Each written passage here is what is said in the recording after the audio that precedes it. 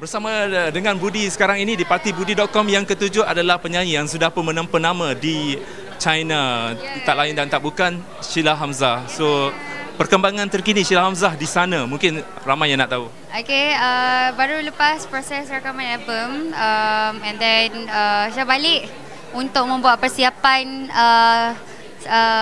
sesuatu yang besar. Di samping tu lepas ni lagi 2 weeks ke 3 weeks saya akan pergi ke France untuk mewakili Malaysia ke Midem Festival di Cannes, France. And apa lagi ya? Setakat ni tu je. Tapi yang lain-lain update nanti saya akan beritahu. Mungkin perkembangan blog bagi Sheila Hamzah sesuatu yang ada negatif, ada yang positif.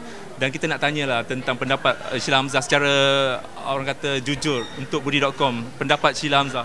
Pendapat saya, daripada saya first time jumpa Abang Budi masa saya masuk One in a Million dulu sampai sekarang, memang tak pernah ada masalah dengan Abang Budi. Tapi blog lain yang saya pernah berjumpa secara depan-depan, so far Alhamdulillah pun tak ada masalah. Tapi cuma blog-blog yang dia sekadar cekup orang lain punya statement, cekup orang lain punya scoop dekat blog orang lain ataupun surat khabar, itu yang menjadi masalah. And dia orang buat spekulasi sendiri yang saya sendiri rasa tak selesa. So biasalah ada pros and cons, tapi syukur Alhamdulillah peminat sekarang pun ada yang dah semakin matang and ada yang dah semakin bijak untuk menilai. Jadi Alhamdulillah itu harga untuk seorang artis lah. Itu pula tak masuk lagi dengan Facebook yang buat akaun fake untuk Sheila Hamzah. So mungkin peluang ini, apakah Sheila Hamzah ingin perkatakan kepada mereka yang buat fake account ni? Okey, sebenarnya saya cuma ada satu saja akaun Twitter Sheila Hamzah, satu saja akaun Instagram Shahila Hamzah, dan satu saja akaun official Facebook iaitu www.facebook.com/Sheila Hamzah SHILAAMZAH official OFFICIAL.